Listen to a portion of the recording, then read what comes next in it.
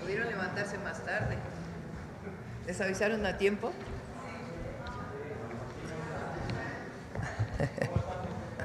Bien, muy bien, buenos días a todas y todos, a todos los trabajadores y trabajadoras de México. Nuestro agradecimiento siempre por hacer de México lo que es gracias a las y al pueblo de México y a las y los trabajadores. Siéntense, por favor. Bueno, el día de hoy, como ya vieron la publicación, cambiamos la hora de la conferencia porque ayer en la noche, en la tarde-noche, recibimos una comunicación de que el presidente Trump buscaba hablar con nosotros. Nosotros habíamos pedido una llamada hacía tiempo y entonces ayer nos hablaron de que hoy en la mañana a las 7:30 trataron de cuadrarse los horarios, pero no había manera, entonces decidí tomar la llamada a las 7:30, por eso se movió la conferencia. Fue una muy buena conversación y aunque no hay un acuerdo específico, lo importante es que estamos trabajando en ello y hay un deseo por parte del gobierno de los Estados Unidos y nuestro en que alcancemos todavía mejores acuerdos en materia comercial. Recuerden que nosotros, aún con lo que se publicó hace 2 días, que es benéfico para México, queremos todavía una mejor condición para la industria automotriz y de acero y aluminio. Entonces, lo que está muy interesado el gobierno de los Estados Unidos es en disminuir el déficit, que ellos llaman déficit con México. Y desde hace tiempo nosotros hemos estado planteando que busquemos la manera en toda la economía de cómo puede comprarse más hacia los Estados Unidos y nosotros, es decir, tener aún más comercio que el que tenemos de ambas partes para beneficio de ambos países, y acordamos seguir trabajando en ello, para lo cual tanto el secretario de Hacienda y del Tesoro de Hacienda nuestro y del Tesoro de Estados Unidos, como el secretario de Comercio de Estados Unidos y el secretario de Economía de México, pues van a continuar trabajando en estos días para poder obtener todavía mejores acuerdos. Entonces esta fue la llamada, una llamada muy cordial, breve, fueron como 10 minutos, 15 minutos, y acordamos esto. Entonces, es una buena señal de que seguimos avanzando en todavía pues, el fortalecimiento del tratado y los temas que a nosotros nos interesan y obviamente los que a ellos les interesan. Pues esta es la información sobre la llamada y el día de hoy, Día del Trabajo, viene el secretario del Trabajo a platicar con nosotros todo lo que se ha avanzado con la cuarta transformación para la mejora de las condiciones de trabajo de los y las trabajadoras mexicanas, la primavera laboral que llama Marat en nuestro país. Vamos a guardar algunas otras noticias para más tarde, que hay una comida con sindicatos, representantes de los sindicatos, de las y los trabajadores de México. Y ahí vamos, ¿es a las qué horas? A las 2 de la tarde. Ahí vamos a dar algunas otras noticias. Y hice una invitación a Pablo Gómez, porque hoy sí vamos a hablar del FOBAPROA. Entonces, primero Marat, luego vamos a presentar un pequeño documento que hicimos sobre cómo fue que se dio el FOBAPROA, qué significó. Y después Pablo, que estuvo muy vinculado a lo que significó la auditoría del FOBAPROA, pues nos va a platicar, que tiene mucho conocimiento sobre este tema. Y luego ya pasamos a las preguntas, si les parece, y cerramos con Mujeres en la Historia. Entonces, Marat primero.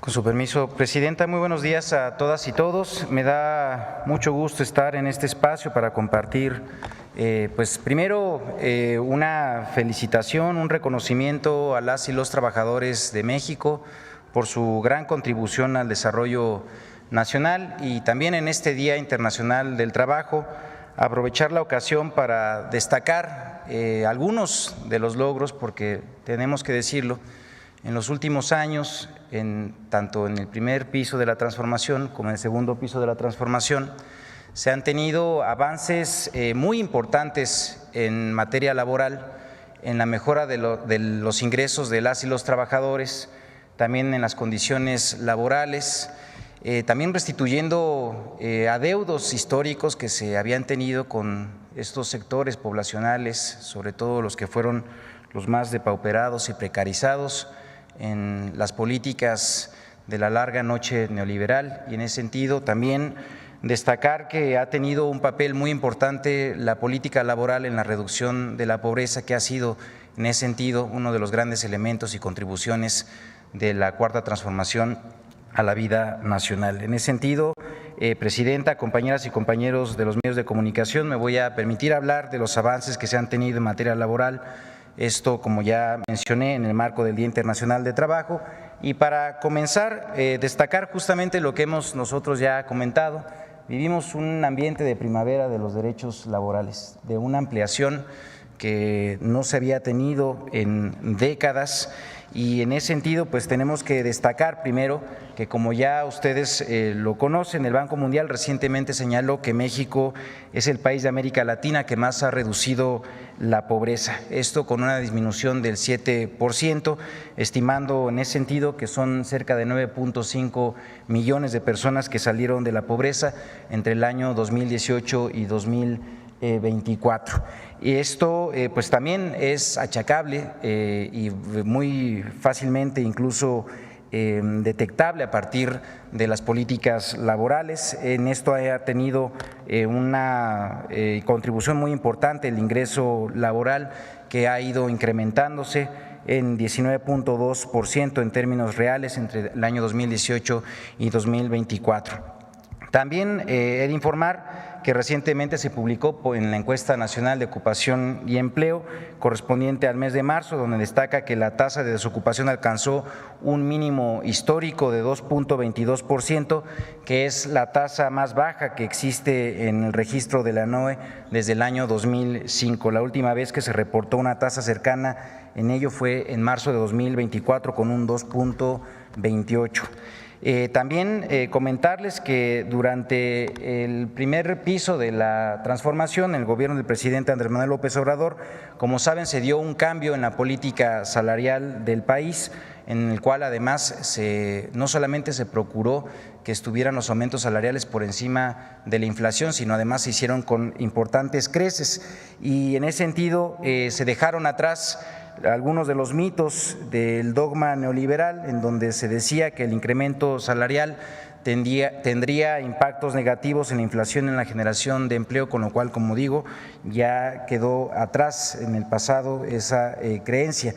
En la Cuarta Transformación recibimos un salario mínimo de 88.36 pesos y ahora en 2025 el salario mínimo en la zona general del país es de 278 pesos y en la zona libre de la frontera norte de 419.88.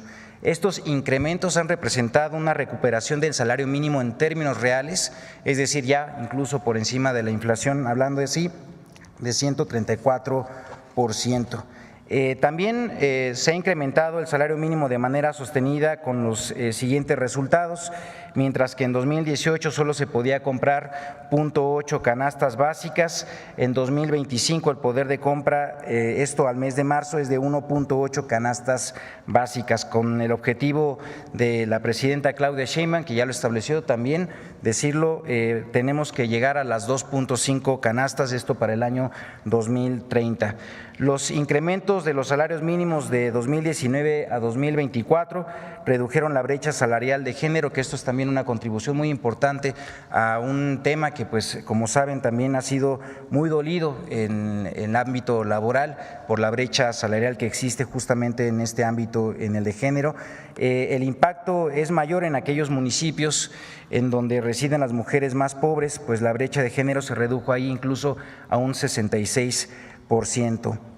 Los incrementos salariales se han dado en su mayoría a partir del consenso entre el sector obrero y empresarial, y esto es algo muy importante que destacar en la política laboral de la Cuarta Transformación. Estos avances se han dado a través del diálogo social con las y los empresarios, también con las y los trabajadores, y en ese sentido mucho de ello ha sido a través del consenso, Presidenta, y seguimos siguiendo con ellos sus instrucciones para lograr que estos avances sigan a través de esta ruta.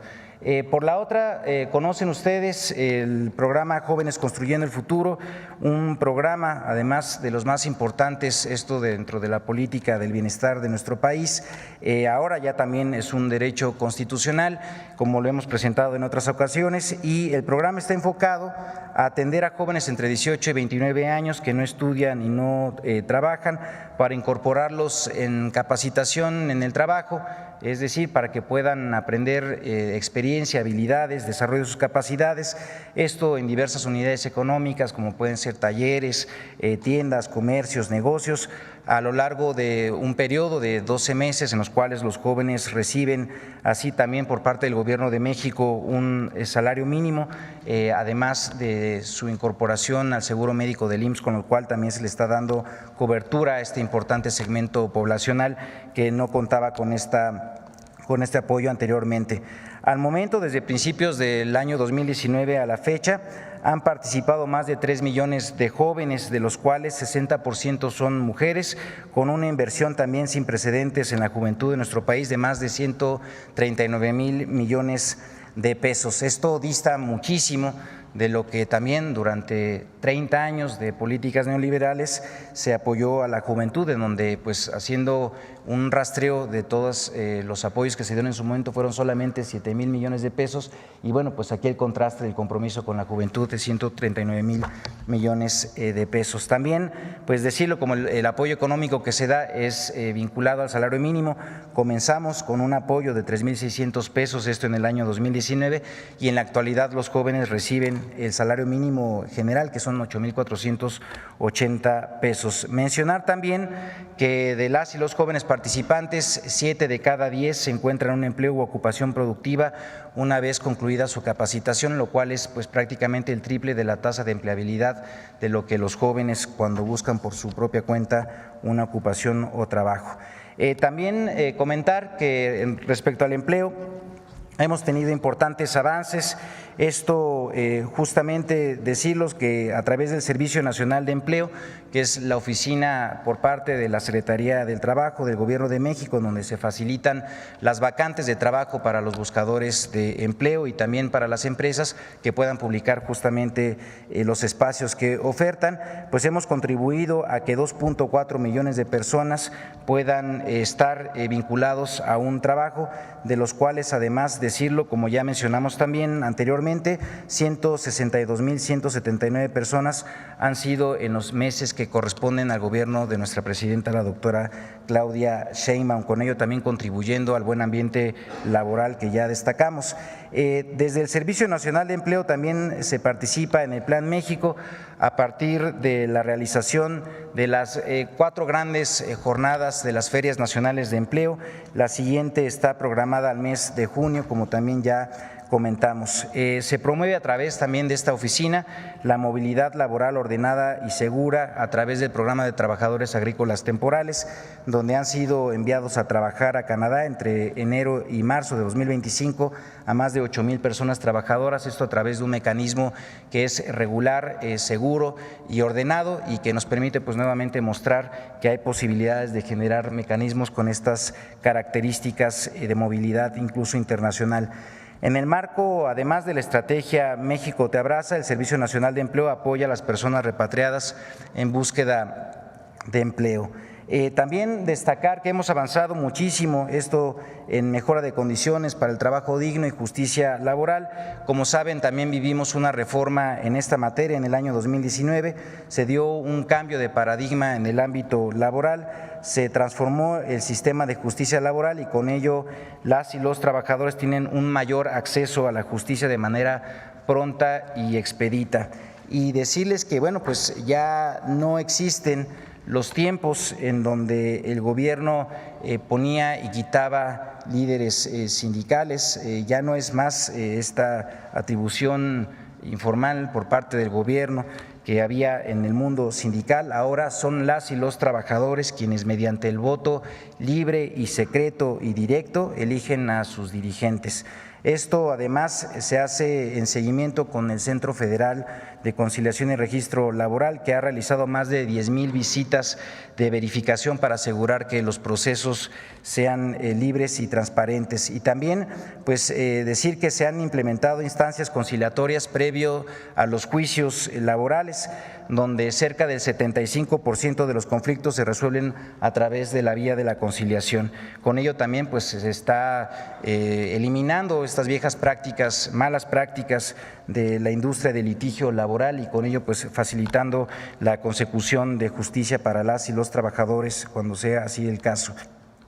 También comentar que se legitimaron cerca de 30,000 contratos colectivos de trabajo, es decir, los trabajadores conocieron ya sus contratos colectivos, asistieron también a las votaciones para poder con ello legitimar y dar aval a este contrato y decir que estas convocatorias que se hicieron a los 30,000 de los 30,000 contratos colectivos que fueron legitimados, pues participaron cerca de 5 millones de trabajadores y trabajadores en todo el territorio nacional.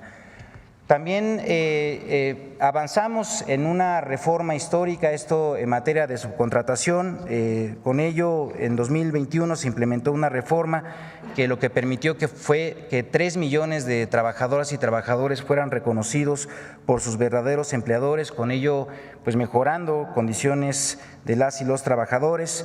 Esto también tuvo un impacto muy positivo en el reparto de utilidades, con un incremento del 166%, pasando de 87,000 millones de pesos que eran repartidos en utilidades en el año 2020 a la actualidad en 2023, que en este caso fue pagado ya para este año de 231,000 millones de pesos. Estamos pues ahora nada más esperando la actualización para este mes que estamos justamente en el corte del pago de utilidades.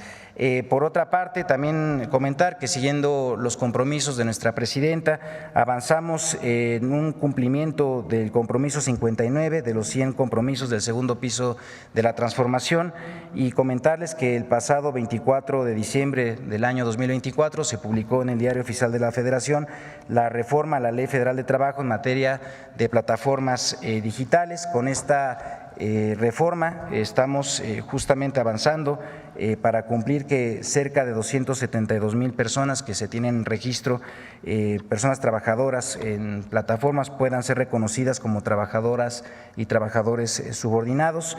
Se trata en ese sentido de una regulación innovadora que garantiza los derechos a todas y todos los trabajadores sin impactos en el modelo de negocio, que es pues además muy innovador, y también comentar que quedan resguardados los derechos de los trabajadores que participan en estas plataformas, es decir, siguen definiendo ellas y ellos los horarios de trabajo y también cuándo conectarse para trabajar. Quedan todos los trabajadores que participan en las plataformas ya de entrada cubiertos, esto en caso de accidentes de trabajo, que es justamente una ampliación que llega al total de beneficiarios que participan en estas plataformas. Y bueno, también comentarles que la reforma entrará en vigor, esto siguiendo la propia implementación de la misma, el día 22 de junio y con ello ya estará iniciando también el piloto obligatorio para las empresas de plataformas digitales. Y bueno, pues comentarles también que lo que nos ha pedido nuestra presidenta es que avancemos con el caso de la mina de Pasta de Conchos. Como saben, pues es un caso muy emblemático, este es parte de los compromisos también de gobierno de nuestra presidenta, el número 61, y desde la Secretaría de Trabajo encabezamos estas tareas de coordinación para el rescate de los mineros fallecidos en Pasta de Conchos. Hasta el momento se han rescatado 16 mineros, de los cuales 12 ya fueron entregados a sus familiares. También en lo relativo, como mencionaba, a trabajo digno, pues simplemente comentar que también se reconoció en la Ley Federal de Trabajo el trabajo en el hogar. Hemos regulado justamente eso para dar también condiciones de seguridad social a un importante segmento poblacional que trabaja en estas actividades. También aumentaron los días de vacaciones de 6 a 12 en el primer año laboral. A través de Fonacot, del Infonacot, también se han diseñado nuevos productos para el otorgamiento de crédito a mujeres, esto con tasas preferenciales, y también se eliminaron las comisiones de apertura de crédito. Por otra parte, después de 53 años de que no se había actualizado la tabla de enfermedades en el trabajo, también se hizo una actualización de la misma, se incluyeron incluso enfermedades derivadas de el trabajo para las mujeres y otras también enfermedades que no estaban anteriormente registradas. Y por la otra avanzamos en el reconocimiento del teletrabajo, esto con la NOM 37. Y bueno, pues estos son en síntesis algunos de los puntos de las medidas, de las políticas que se han implementado en los últimos años, esto para la mejora de condiciones de las y los trabajadores. El día de hoy, como ya también comentó nuestra presidenta, pues se va a tener una reunión con los representantes sindicales, con los líderes del mundo del trabajo, esto a las 2 de la tarde. Ahí también pues se va a tener un diálogo con ellos y particularmente pues bueno, se van a hacer anuncios que ya en su momento dará a conocer nuestra presidenta. Es cuanto. Muchísimas gracias.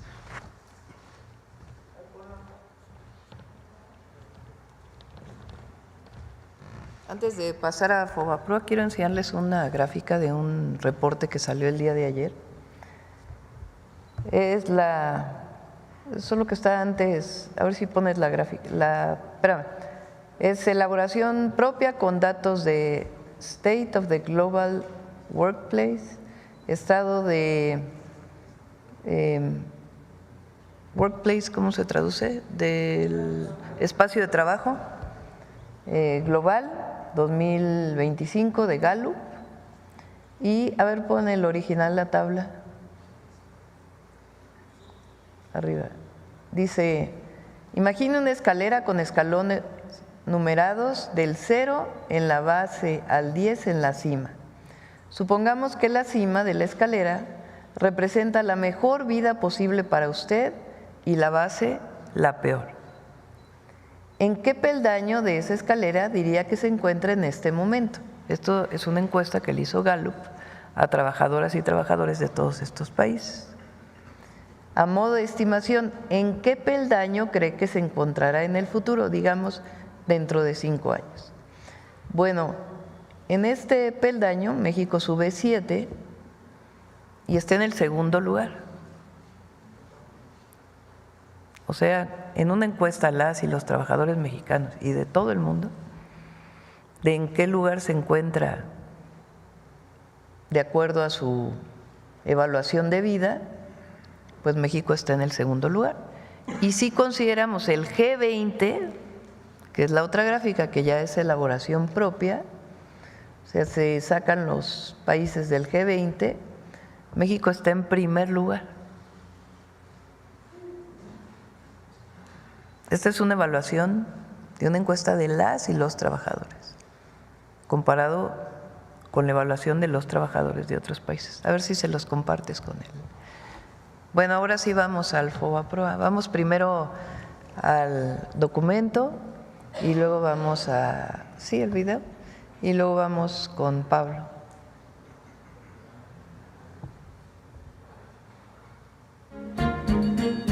La historia del Fondo Bancario de Protección al Ahorro, FOBAPROA, es la historia de una estafa, de una red de corrupción entre el poder político y el poder empresarial y del saqueo más grande en la historia contra la economía del país y de millones de mexicanos. El FOBAPROA surgió en 1990 durante el gobierno de Carlos Salinas de Gortari, con el objetivo de darle liquidez a los bancos recién privatizados para que en caso de crisis y devaluaciones entrara al rescate de sus deudas y otorgarles capital. Originalmente el FOBAPROA era un fideicomiso privado administrado por el Banco de México. El FOBAPROA tenía un precedente directo. En 1983 se creó en el Banco de México el Fideicomiso de Cobertura de Riesgos Cambiarios FICORCA, con más de 10,000 millones de dólares para beneficiar a empresas establecidas en México que tuvieran deudas en dólares.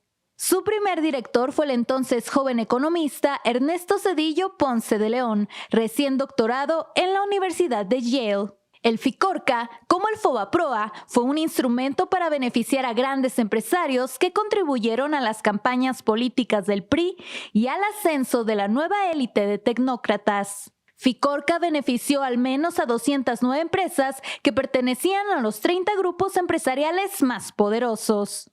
En diciembre de 1994, tras el final trágico del sexenio de Carlos Salinas de Gortari y ante el escenario de un enorme déficit en la cuenta corriente, a su llegada a la presidencia de la República, Ernesto Zedillo decidió devaluar el peso de manera discrecional, avisando solo a un grupo selecto de empresarios nacionales y extranjeros, provocando con ello una fuga de capitales súbita, el aumento de las tasas de interés y la consecuente quiebra de millones de empresas y de mexicanos que no pudieron pagar sus deudas con los bancos.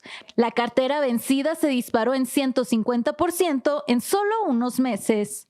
El efecto fue tal que entre 1994 y 1996 la población en pobreza aumentó en 17 millones de personas, para sumar un total de 64 millones de personas en pobreza. Como consecuencia del error de diciembre, durante ese sexenio la moneda mexicana perdió más de la mitad de su valor, pasando de 3.4 pesos por dólar a 9.4 pesos por dólar. El gobierno de Ernesto Zedillo decidió endeudarse con 50,000 millones de dólares frente al gobierno de Estados Unidos y del Fondo Monetario Internacional, elevando a 164,000 millones de dólares la deuda externa, cifra sin precedente en la historia del país. Zedillo firmó una carta de intención con el FMI para acelerar el proceso de privatización de empresas estatales, elevar las tasas de interés de manera inusitada, lo que provocó la quiebra de cientos de miles de familias y generó el famoso efecto tequila de la recesión económica mexicana.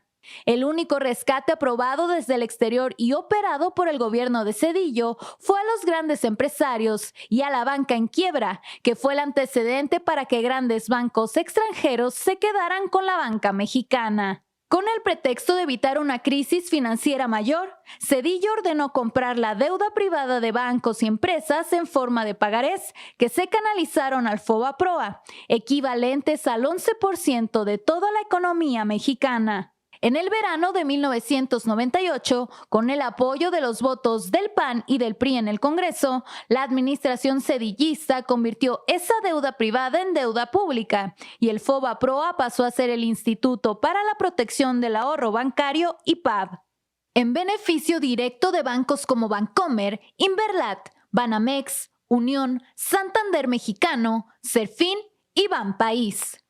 La deuda original de 552,000 millones de pesos se convirtió en deuda pública. Al cierre del 2000, el último año del sexenio de Zedillo, esa deuda había crecido a 705,000 millones de pesos y en 2023 ascendía a 1,096,877,7 millones de pesos. En un cuarto de siglo, creció más de 100%, aunque ya se habían pagado más de 1,376,000 millones de pesos solo en bonos del IPAB. Se trata del saqueo más grande a las arcas mexicanas y un acto de corrupción que contó con el apoyo de legisladores del PRI y del PAN en contubernio con grandes empresarios y políticos que se beneficiaron directamente de este proceso. No fue casual esta complicidad. Entre los empresarios beneficiados están varios políticos del PRI y el PAN, cuyas empresas se beneficiaron del FOBAPROA, como Vicente Fox, Fernando Senderos Mestre, el regiomontano Fernando Canales Clariont, José Eduardo Robinson Burs Castelo o los empresarios políticos Carlos Hank Ron, que donó $25 millones a las campañas electorales de Zedillo y de Roberto Madrazo en 1994, o los casos más conocidos de Carlos Cabal Peniche, Fernando Laquenau Rocha y Ángel Isidoro Rodríguez, y grupos empresariales importantes vinculados con Pablo Escandón Cusi, Manuel Gómez Daza Rangel,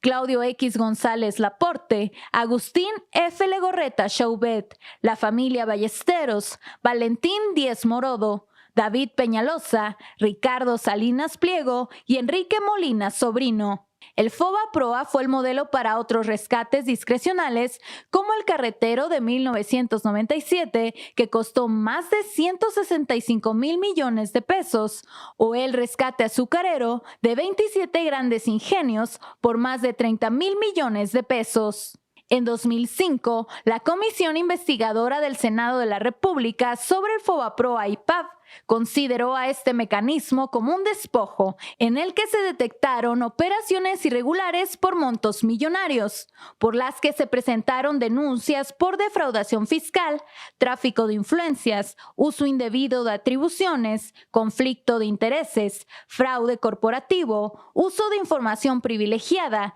engaño y perjuicio a la nación.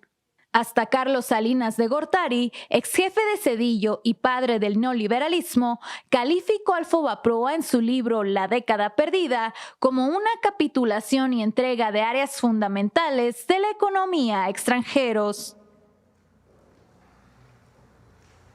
Pablo.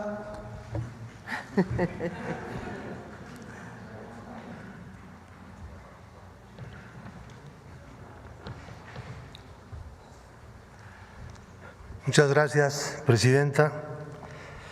Felicidades a ustedes como trabajadores, el Día Internacional de los Trabajadores. No se preocupen, no voy a leer esto. Lo que acabamos de ver es una buena exposición sintética de una tragedia que se pudo haber evitado con un poco de sentido de responsabilidad con el pueblo de México, con un poco de patriotismo y con un mucho de valor y decisión a la altura de las circunstancias, que nada de eso predominó en el poder de entonces. La tendencia hacia la salida de capitales del país empezó a principios del año electoral, pero no se debió al hecho de que iba a haber elecciones, sino de la situación de la economía y de la política de Carlos Salinas de contener de manera artificial el tipo de cambio. Esto generaba un impulso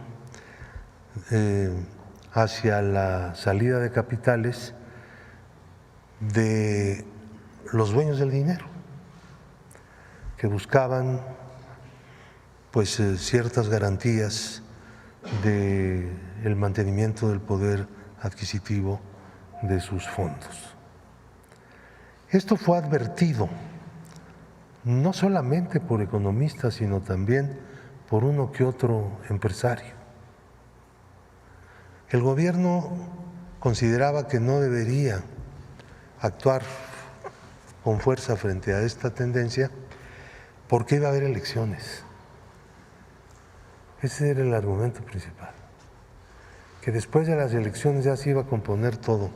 Después de las elecciones las cosas se empeoraron muchísimo más por la presión. Durante esta época, este periodo, los bancos daban créditos quirografiarios, es decir, sin ningún respaldo, nada más con la pura firma del que recibía el crédito. Créditos millonarios, créditos a personas relacionadas con los bancos, es decir, accionistas, altos funcionarios de los bancos, parientes de los gerentes. Hicieron un reparto de créditos baratos por muchos millones de pesos. Esto está documentado. Ahora vamos a hablar de eso.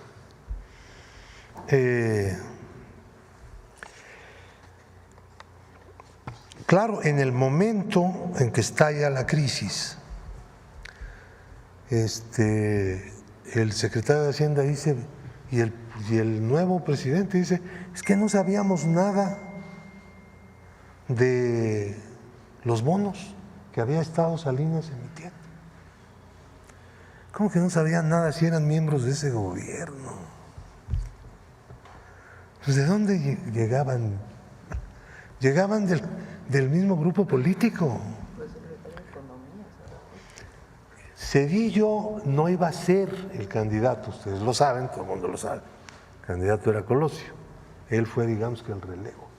Pero Zedillo era el coordinador de la campaña de Colosio. Entonces había estado en el gobierno directamente, tenía conocimiento de eso.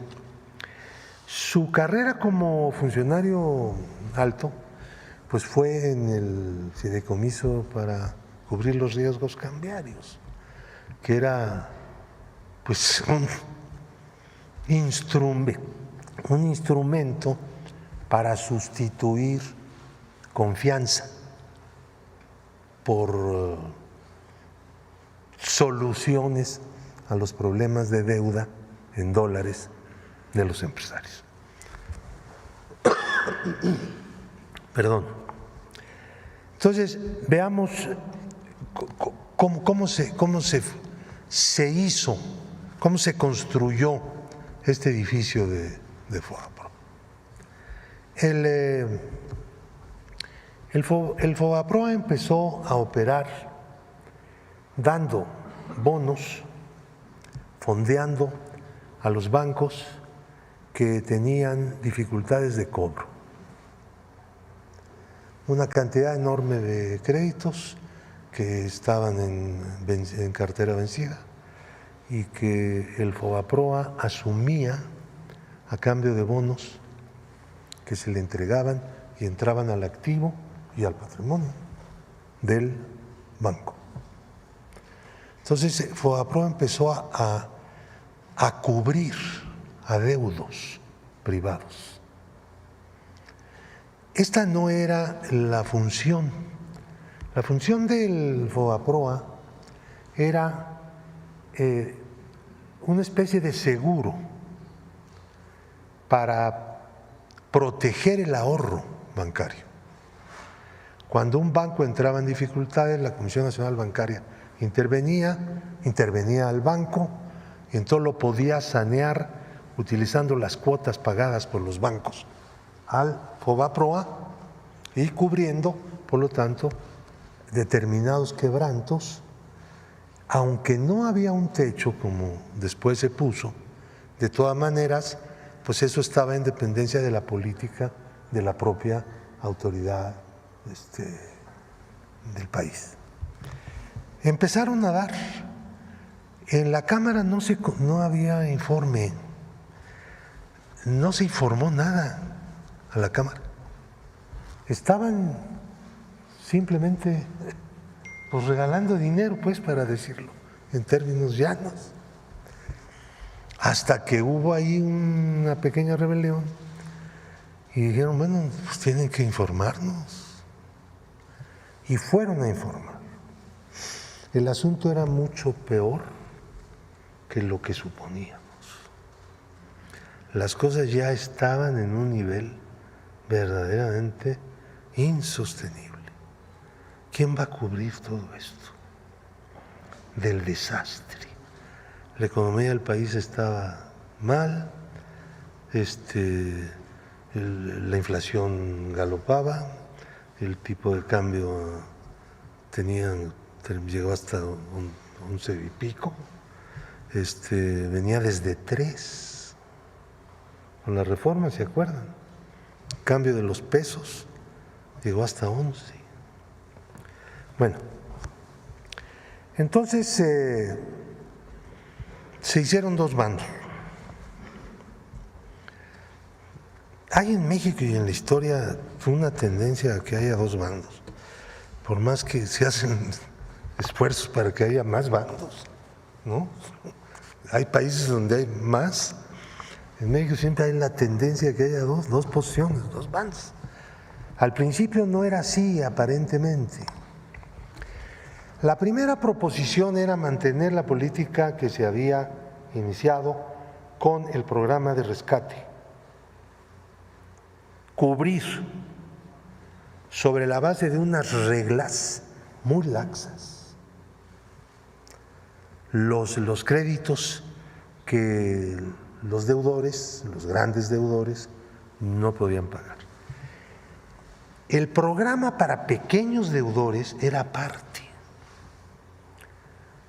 Lo separaron porque eran cantidades mucho menores y el regateo era mucho mayor, o sea, al pequeño deudor le tocaba cubrir un porcentaje mayor del adeudo por una razón, porque muchos de ellos eran hipotecarios. ¿Y qué? Si no pagaban, perdían la casa. Entonces los podían extorsionar, vamos a decir, así. Entonces, ese programa que todavía subsiste como el rastro, como un adeudo, nunca tuvo una importancia grande.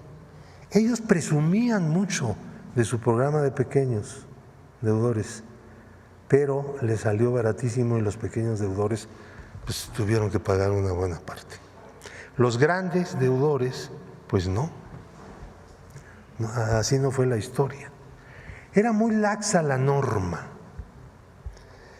Entonces, la segunda propuesta era que el gobierno de México asumiera acciones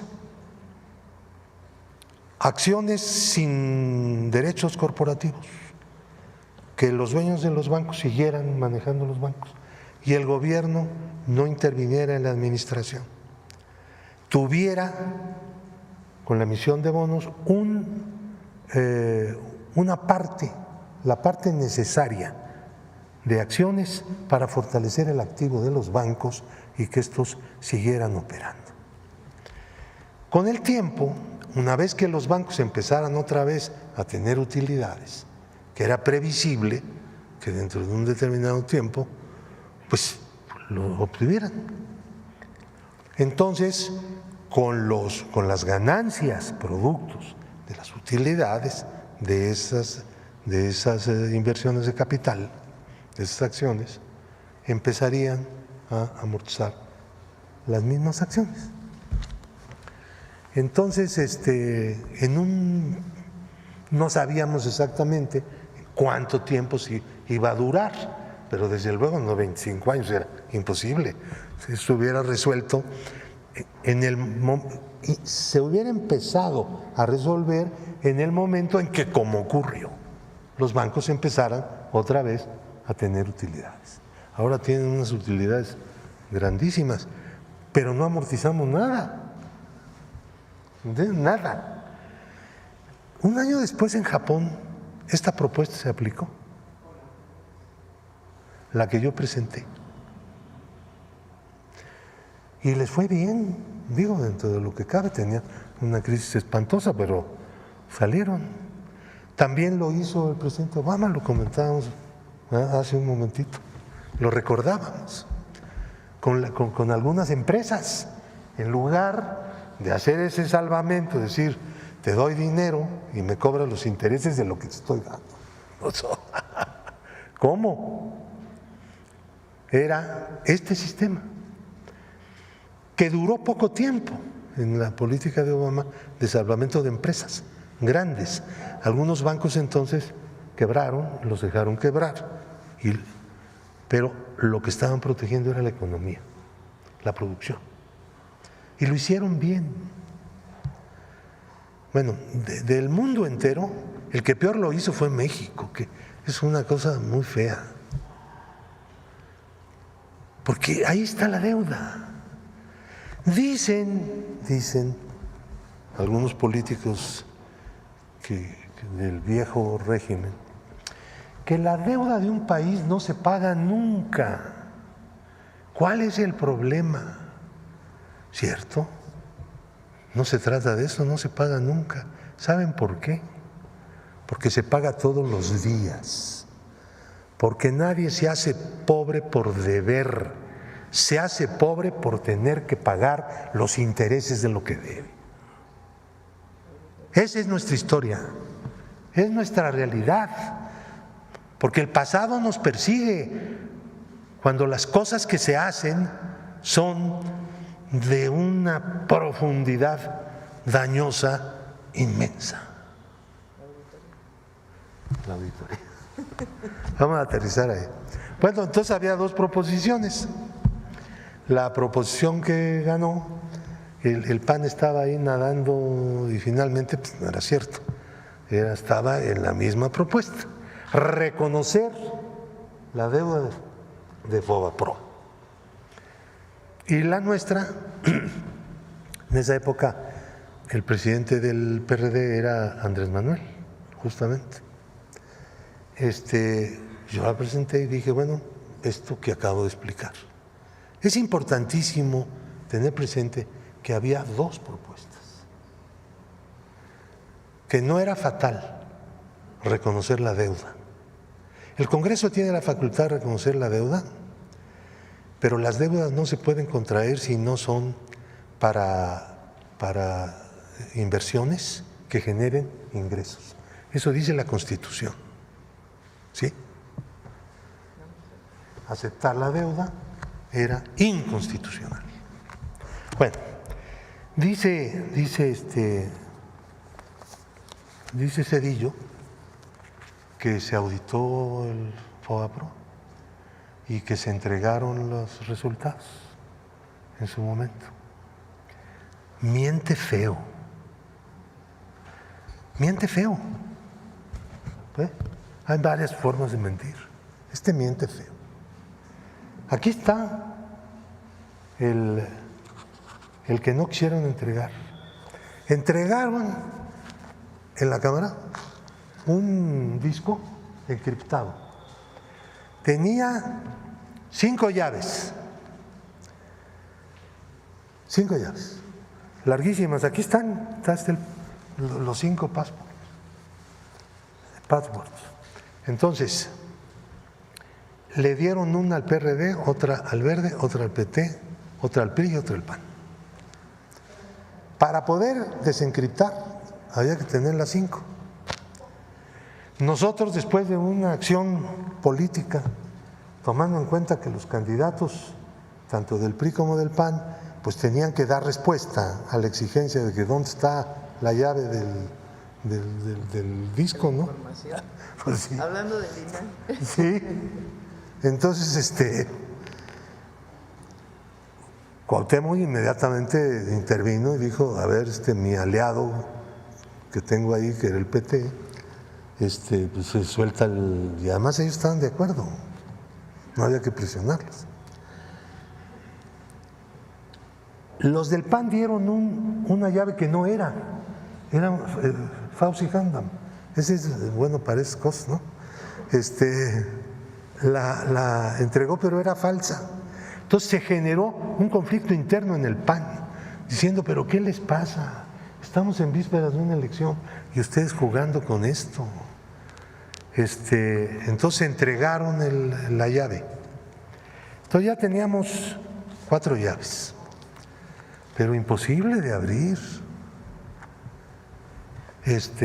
Hacíamos cuentas y nos tardamos un año con las máquinas que teníamos. Entonces le pedimos ayuda a un científico bueno para estas cosas y empezó a trabajar y avanzó algo en la descriptación o desencriptación. Pero de repente dijo, oye, yo ya no puedo trabajar más, porque tengo muchas cosas y ya me tengo que detener.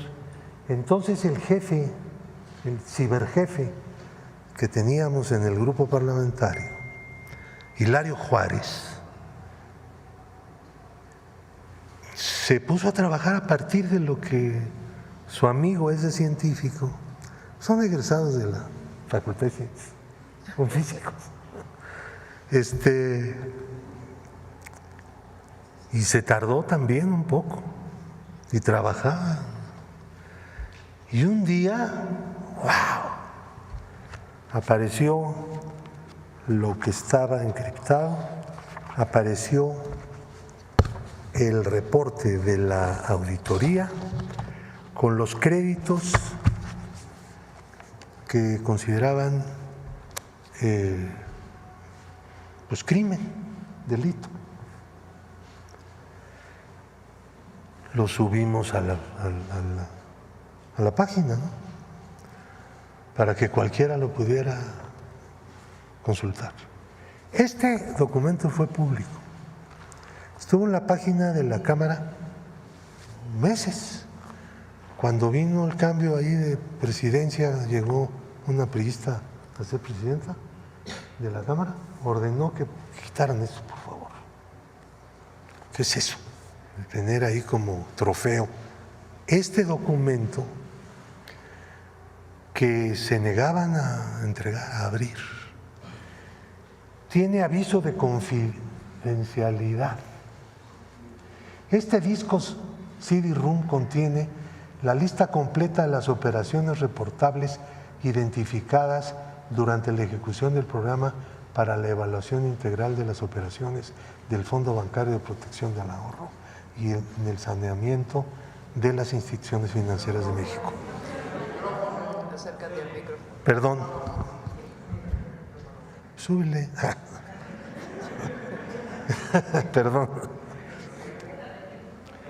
Entonces dice, al momento en que usted tenga acceso a la información confidencial, lo que leías cuando desencriptabas, ¿no? Pero ya llevábamos meses en esto y se negaban a entregar. Dice, mediante el uso de las claves o contraseñas contenidas en los sobres adjuntos, se obliga a, 1, preservar la confidencialidad de la información confidencial. Vaya. 2, utilizar la información confidencial exclusivamente para los fines previstos en los artículos 5º y 7º transitorios de la Ley de Protección al Ahorro Bancario, que ya se habían adelantado protegiendo esto, ¿no? Y abstenerse de divulgar por cualquier medio la información confidencial. En caso de que la información confidencial llegara a estar en el dominio público, las instituciones de crédito y sus clientes podrían sufrir daños irreparables. ¿Pues cuáles? Que los metieran a la cárcel. No los iban a meter a la cárcel, ya estaba todo planchado. Como no los metieron, ahí traigo otro documento. Si llegara a divulgarse por cualquier medio la información confidencial, podrían verse afectadas ciertas investigaciones de carácter administrativo y judicial. Al contrario, esta era la presión para el MP, pero no funcionó. Ellos tenían el MP. Michael McKee, o McKay, como quieran, no acepta responsabilidad alguna por cualquier daño o prejuicio causado a terceros como consecuencia del uso o revelación indebida de la información confidencial. Y aquí está la lista. Bueno, quiero decirles que esto que no querían entregar, en efecto no es una cantidad muy grande, pero sí más o menos pesada. El problema es que esto violaba la regla laxa de ellos mismos. No obstante lo cual, cubrieron estos créditos. La regla de ellos era impresionantemente favorable para los grandes deudores, los empresarios y todo eso, especuladores. Esto estaba fuera de ellos y nunca pudieron explicar por qué Fobaproa en su comité que tenían aprobó esto. Nunca. No dieron la menor explicación. Saben que esto no iba a ser conocido nunca con el sistema del encriptamiento con 5 llaves, ¿no? Con el PRI que dijera no. Yo le mandé decir a la Bastida en aquel entonces, a través de una persona que trabajaba con él y que en algún momento trabajó conmigo en el PSUM, que nos diera la clave, la llave, que eso era lo mejor para el país, para todo el mundo, la transparencia más elemental. Me mandó decir que no. No sé si porque no podía o porque no quería, o por las dos cosas. Eso nunca lo dijo, se hizo el desentendido. Este documento se conoció en su momento, se está negando su existencia. Cedillo está diciendo que se entregó el resultado de la auditoría abiertamente en el momento. El resultado de la auditoría que entregaron es este, donde está la historia, lo que hicieron, más o menos la política que llevaron a cabo, pero también la crítica de la política económica del gobierno, sobre todo bancaria, de aquella época. Está incluido aquí. Yo quisiera, si me lo permite la presidencia, entregar simbólicamente estos documentos aquí a la Presidencia de la República como testimonio de que existen, de que el de los fraudes que hicieron, lo ocultaron y quien lo dio a conocer fue la gente de izquierda en la Cámara.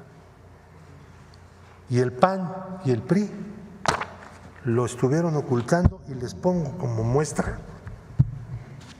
la propuesta que hizo a ese respecto. El 23 de marzo del año 2000, Fauzi Handam, que había sido el negociador ahí en el grupo, en donde nada más de las dos propuestas que había, no estaban dispuestos a discutir más que una, que era la de ellos, y yo les dije, ¿saben qué? Pues yo me voy, pues ¿qué estoy haciendo aquí? Y ya, ahí quedó la cosa. Y Medina Plasencia, que era el coordinador del PAN, presentaron el 23 de marzo de 2000 un documento propuesto al Pleno de la Cámara, donde la Cámara de Diputados se deslindaba de la publicación de las operaciones reportables, que es este documento que habíamos publicado, y declaraban que solo el IPAB puede darle un uso. O sea, ellos mismos, que se habían dividido entre el PRI y el PAN la integración de los consejeros del IPAB. O sea que ya estaba todo bien planchado. Luego hay un reporte que traigo aquí. Aquí dejo todo. En donde está la cuenta de las carpetas de investigación que se abrieron, muchos de los cuales, ahí viene la historia, obtuvieron amparos y ejecutorias de amparos en tribunales colegiados de circuito. Otros desistimientos de la acción penal, declarando el Ministerio Público que la conducta que se les había atribuido no era delito. Una maravilla, ¿no? Yo lo dejo aquí en la presidencia de manera simbólica para desmentir que la adhesión del gobierno de Zedillo era que la auditoría fuera transparente. No, la decisión fue que no lo fuera. Y la complicidad del PAN no solamente en la votación que se hizo para reconocer la deuda gigantesca, sino también para desconocer el contenido de este documento que no habían querido que fuera público. Y ahora no sé qué es lo que van a decir, pero como de simbolismo también está hecha la lucha política, que conste que esto se lo volvemos a presentar al pueblo de México a través de su presidenta como un testimonio de lo que hicieron innecesariamente para proteger los intereses de los grandes ricos y poderosos de este país. Gracias.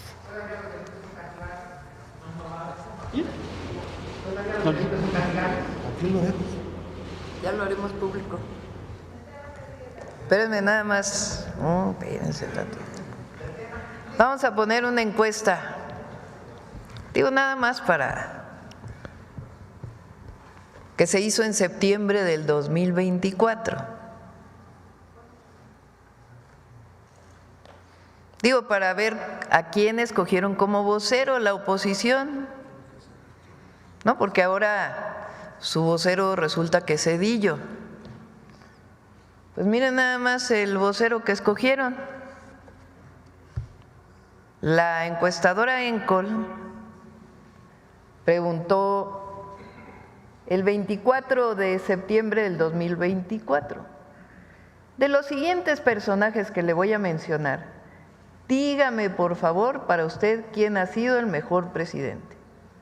68% Andrés Manuel López Obrador, 6% Vicente Fox Quesada, 5% Enrique Peña Nieto, 4% Felipe Calderón Hinojosa.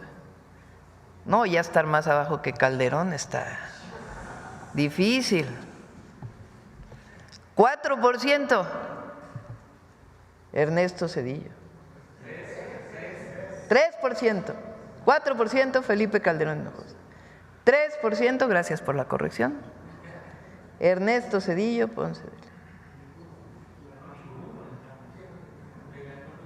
Le ganó ninguno. Salinas no lo pusieron, yo creo. Pero bueno, de todos esos se escogieron al que la gente recuerda como uno de los peores presidentes.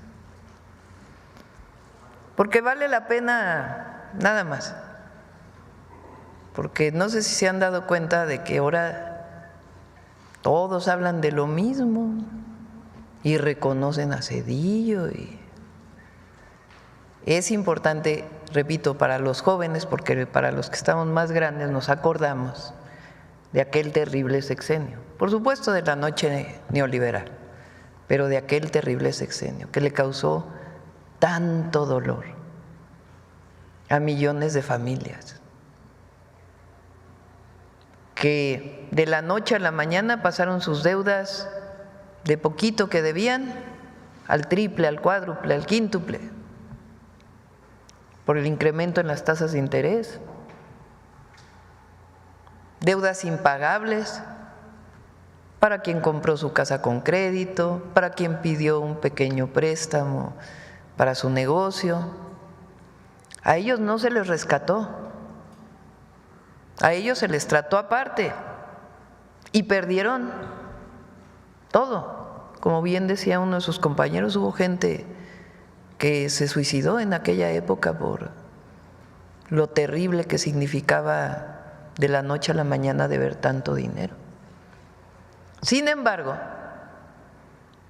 los grandotes, los bancos, grandes empresarios, todos recibieron sin ningún problema, de la noche a la mañana desaparecieron sus deudas. Deudas privadas convertidas en deuda pública. Como bien dice Pablo, cuando viene la crisis del 94, cuando entra Zedillo, se ha escrito mucho sobre esto, el propio presidente López Obrador tiene un libro del Fobaproa, donde vienen muchos nombres y cómo se dio esta situación. Muchos han escrito sobre esto. Algunas gentes, la mayoría cercanos a nuestro movimiento y otros nada cercanos, que han escrito sobre esto. Entonces el Fobaproa se empieza a usar para rescatar a los grandes, que antes era un fideicomiso privado y de pronto convierten todo eso privado, deudas privadas, en una deuda de todos los mexicanos, que a la fecha seguimos pagando. A ver si nos da Edgar la deuda ahora del IPAVA. ¿Y cuánto se ha pagado? Que es más de $1 billón. Pero espérenme. ¿Perdón? ¿Las denuncias todavía? Hay que revisar eso con el fiscal, pero ya fue hace bastante tiempo y además desde entonces a muchos de ellos pues se cerraron los casos. Ahora, ¿por qué es importante? Ustedes digan, bueno, fue una mala decisión, como bien dice Pablo, no era la única propuesta y muchos otros países que tuvieron situaciones como estas optaron por opciones distintas para rescatar la economía. Fue discrecional a quién apoyaban y a quién no. Eso lo dice la propia Auditoría Superior de la Federación en el 98. No solamente fue una mala decisión, sino que además a quienes rescataban era absolutamente discrecional. Vicente Fox, el siguiente presidente de México, se benefició del Fobaproa a sus empresas, como muchos otros políticos. ¿De quién dependía? Pues de decisiones discrecionales, este sí, este no. Algunos que ni debían también se les pagó. ¿Hubo transparencia? No. Entonces sí vale la pena recordar lo que fue aquella época. Mañana vamos a hablar de las represiones durante el sexenio de Zedillo. Ahora, sobre lo que dice Zedillo, bueno, es que ni vale la pena. ¿Qué es autoritarismo que el pueblo de México elija al Poder Judicial? Bueno, se cae por sí solo el argumento. ¿Cómo que cuando elige el pueblo es autoritario? Y cuando eligió él, porque recuerden que él cuando llega se quiere diferenciar de lo anterior y quita a todos los de la Suprema Corte. Votan el PRI y el PAN juntos. A todos los quita, cambia la Constitución y elige a 11, ¿no? ¿Quiénes estaban ahí? ¿Quién los eligió? Él. Él los decidió porque él los propuso al Senado y el Senado los votó. Entonces, ¿cómo eso no es autoritarismo? Y que elige el pueblo la Corte es autoritario. ¿Cómo eso es destruir la democracia? Ahora sí que alguien me explique cómo es que cuando decide el pueblo es autoritario y cuando decide uno solo es democracia. ¿Quién decidió quién se beneficiaba del FOBAPROA? Él y los suyos. En todo lo demás hay transparencia, pero además pues hay nomás las comparaciones y el reconocimiento del pueblo de México. Bueno, ahora sí vamos a las preguntas del tema. Vamos a ver. Por acá primero.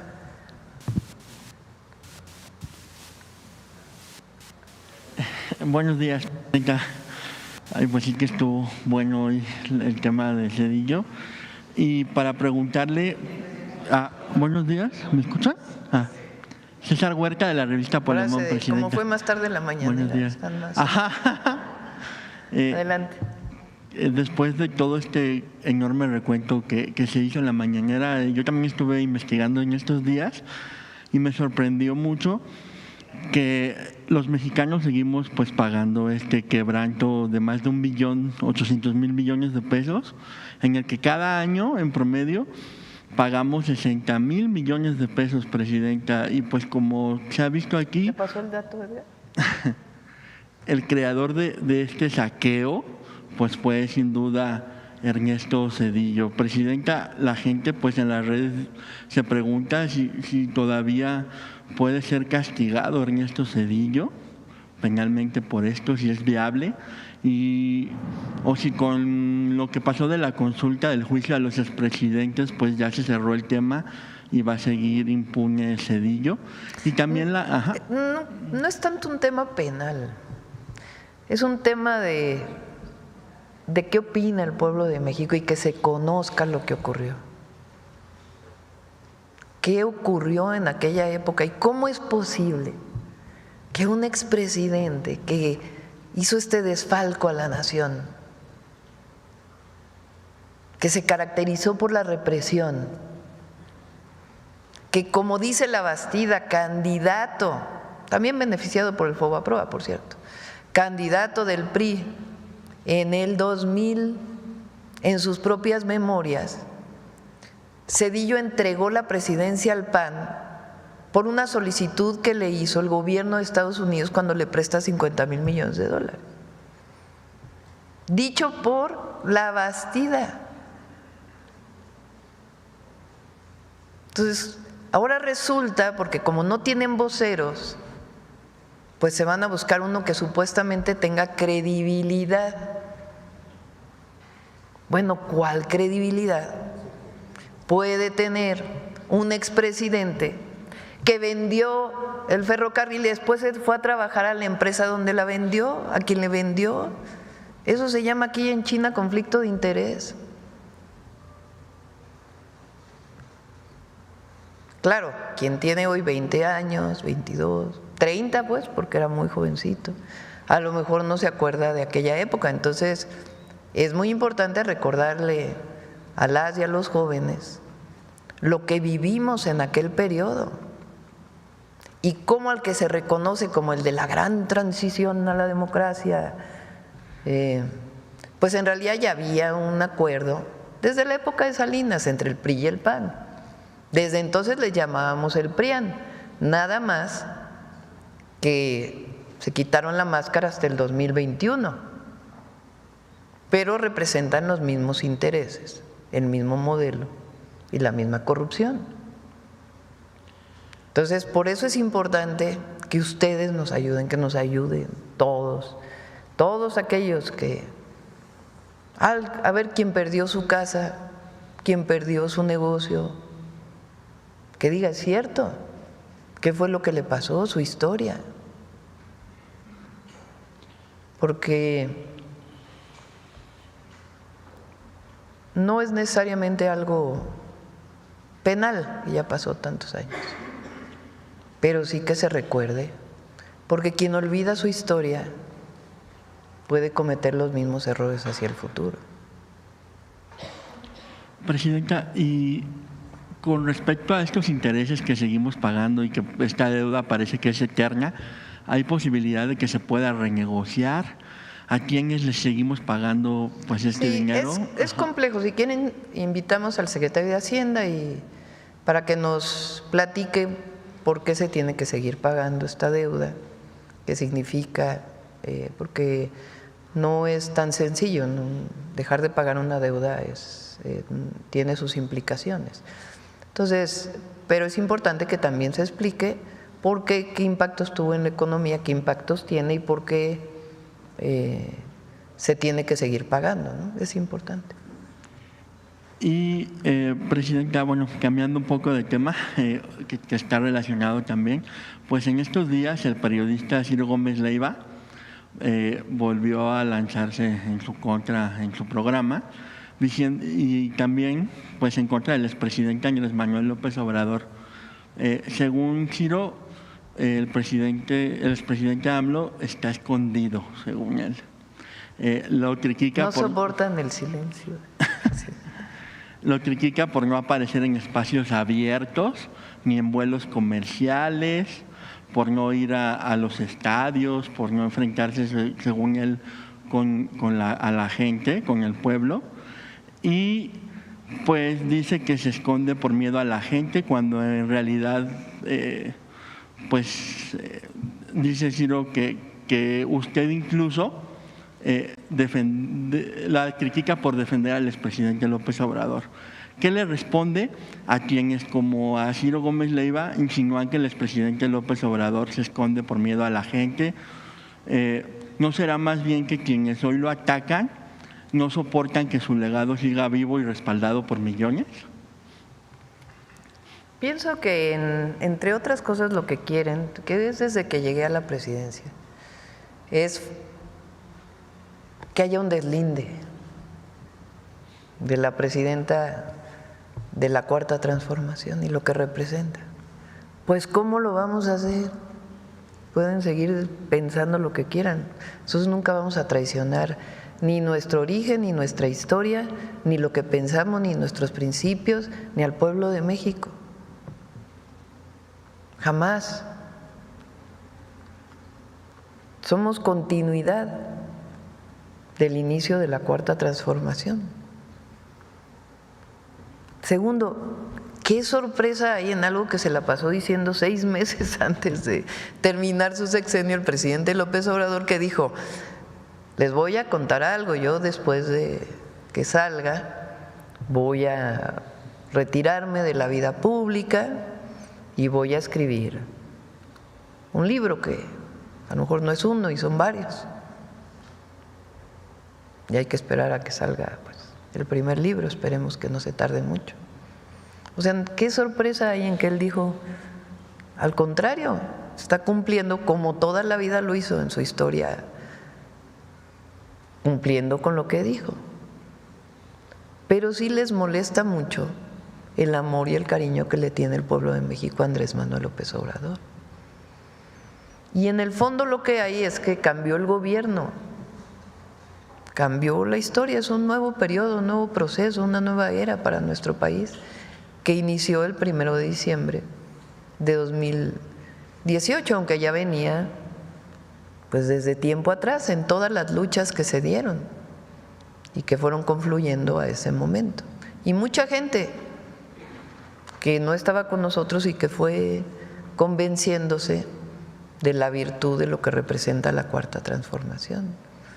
Entonces, está en su casa ahí en Palenque, escribiendo. No sé si se entere porque no estoy en comunicación con él, solo sé que está bien, que está contento, se está riendo si es que escucha estos comentarios, y vamos bien, el pueblo está con nosotros. Y Presidenta, hace unos días Pedro Sola, un comentador de espectáculos de TV Azteca, afirmó que los únicos que deben de votar son quienes pagan los impuestos, porque según él, quienes no pagan son los que reciben limosnas del gobierno y por eso votan por el gobierno. Salinas Pliego, quien es su patrón, pues estuvo de acuerdo con este comentario e indicó que para gobernar también se debería de tener al menos la capacidad de dirigir una empresa de por lo menos 50 trabajadores. Pues dice él que hoy llega al gobierno puro ignorante que cree que el dinero se da en los árboles o crece en los árboles. Estas ideas, Presidenta, pues son evidentemente contrarias al espíritu de democracia. ¿Qué piensa de que las haga quien, por cierto, debe millones de pesos al SAT, miles de millones de pesos al SAT? Yo creo que ya no saben ni qué decir, la verdad. Además, son muy ignorantes porque todos los mexicanos y mexicanas pagan impuestos. Cuando compras un producto pagas el IVA. Todos pagan, todas y todos. Entonces, hay mucha ignorancia, la verdad. Y segundo, mucho racismo y mucho clasismo. ¿Qué decimos nosotros? Solo que cumplan con la ley. Porque eso sí se llenan de discursos del Estado de Derecho. Pero cuando se trata de que llegue a ellos, no, ese sí no es derecho. Ese sí tiene que seguir siendo chueco. O se llenan de discursos hablando de libertad, pero cuando algún compañero de ustedes saca algo en su contra, no, entonces sí que no haya libertad, porque eso sí está muy tremendo. Entonces hay mucha hipocresía. Pero miren, que haya libertad de expresión, es lo más importante, que siga habiendo libertad de expresión.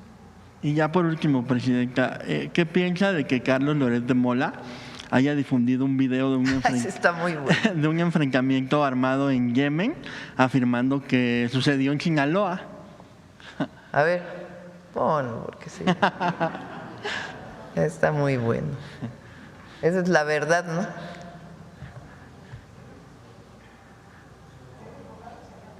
No tiene sonido, a ver, vuélvanlo a poner para que se escuche. Entre la chapiza y la malliza. Son de una película. Son de Sinaloa. Es un enfrentamiento entre la chapiza y la malliza. Es nada más. El video hoy se hizo viral en redes sociales. Medios locales señalan que todo ocurrió en la localidad de El Espinal, en el municipio de Elota. Refieren que se utilizaron fusiles Barrett calibre 50 y otras armas de calibre superior. Las explosiones y disparos se extendieron hasta la comunidad vecina de San José Conitaca. Dicen que el enfrentamiento así duró 2 horas. Fuerzas federales realizaron un recorrido por Elota y en varios... Ahora sí, como dice nuestro compañero de los miércoles. Pon el video. ¿De dónde viene ese video?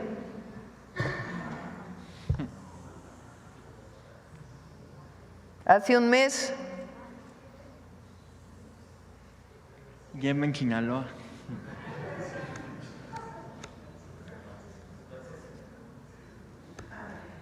O sea, un episodio lamentable en Yemen. Lo pone ayer como si hubiera sido un enfrentamiento en Sinaloa.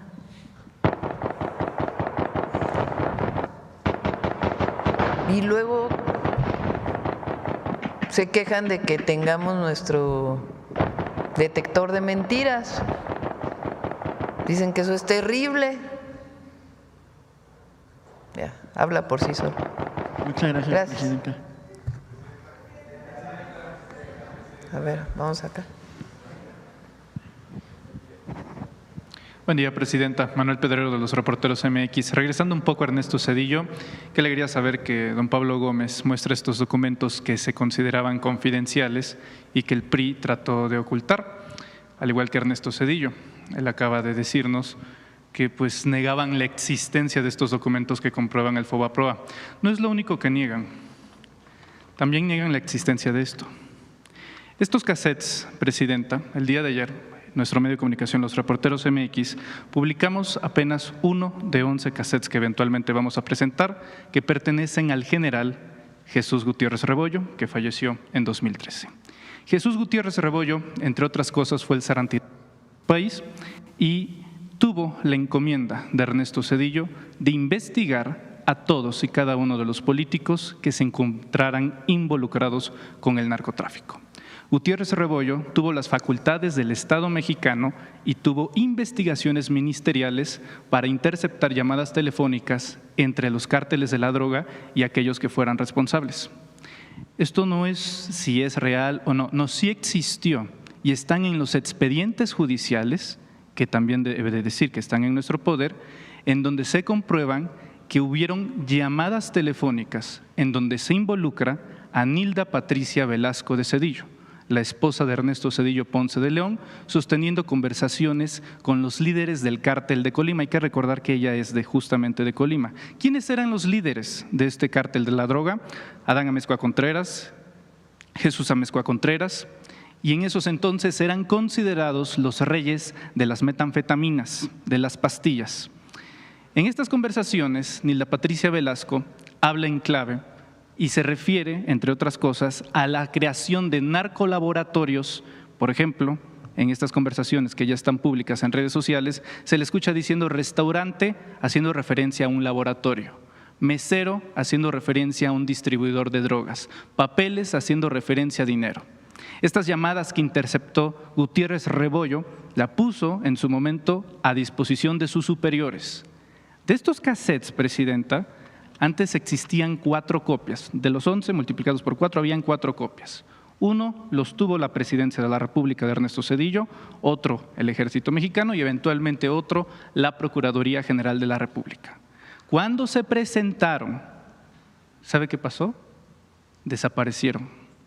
Los creyeron destruidos. Gutiérrez Rebollo le dio estos cassettes, esta última 4ª copia, a su hermano y le pidió que si algo le pasase al general Rebollo, se los diera a su hijo. Terminamos haciéndonos del poder de estos cassettes, que debo de decir que ya se encuentran totalmente digitalizados, que están dentro del expediente. No es una situación de si son veraces o no, están dentro del expediente judicial, certificados dentro del propio Estado mexicano. A Gutiérrez Rebollo le inventaron que fue protector de Amado Carrillo Fuentes. Cabe destacar que la única vez que Amado Carrillo Fuentes fue detenido en este país fue por Gutiérrez Rebollo, incluso mucho antes de que Amado fuese conocido como el Señor de los Cielos.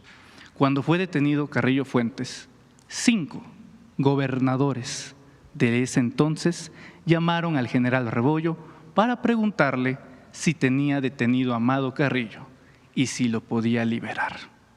El personaje que fue el encargado de llevárselo a las autoridades competentes fue Javier Cuello Trejo.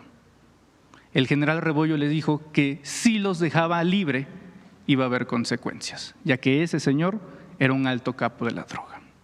Ernesto Zedillo se ensañó con el general Rebollo y secuestró la noche del arresto del general Rebollo a sus familiares, a su esposa, a sus hijos menores de edad. En distintos puntos de la República fueron secuestrados, desnudados y torturados para que declararan en contra de su padre. Incluso el chofer del general Rebollo, el señor Juan Galván Lara, también fue torturado y sus hijos fueron secuestrados para que diera una declaración. Lo hizo bajo tortura y años después, también está documentado y también son documentos oficiales, admitió que había sido una declaración bajo tortura. A tal grado que el Ejército Mexicano le devolvió al general Rebollo el grado de división de general de división. Y cuando fallece, es público, se puede encontrar dentro de la propia institución de la Sedena que se lamenta el fallecimiento del general Rebollo porque de los delitos que se les inventó fue absuelto de todos, excepto quedó uno pendiente, que era la aportación de armas exclusivas del Ejército Mexicano. Ahora que salen estos audios, Presidenta, en el contexto del regreso de Ernesto Zedillo Ponce de León, y ya que está bastante interesado en enviar cartas, en responderle a usted, valdría bastante la pena, ya que regresa al escenario público, que diera una puntual respuesta a esto, porque no solamente se involucra al cártel de Colima, también, entre otras cosas, a Francisco Stanley, como aparecen en estos audios. Esta es la fuente, esta es la proporción de información pero como usted es la presidenta de México, puede corroborarlo de mejor manera, a disposición del general secretario, el general Ricardo Trevilla. Mi pregunta, presidenta, es, aprovechando que acaba de mencionar que esto lo debe de conocer el pueblo de México, bueno, no solamente lo debe de conocer el pueblo de México, también preguntarles la opinión al pueblo de México, sí, pero también a la presidenta de la República, ya que hoy la investidura que usted porta también la tuvo Ernesto Zedillo. ¿Qué opina de que este doctor en economía de Yale haya liderado, entre otras cosas, a sabiendas de que su familia, su esposa, su suegro, sus cuñados estuvieran involucrados con el cártel de Colima y sobre todo en la documentación oficial de un narcogobierno y de un narcopresidente? Presidenta.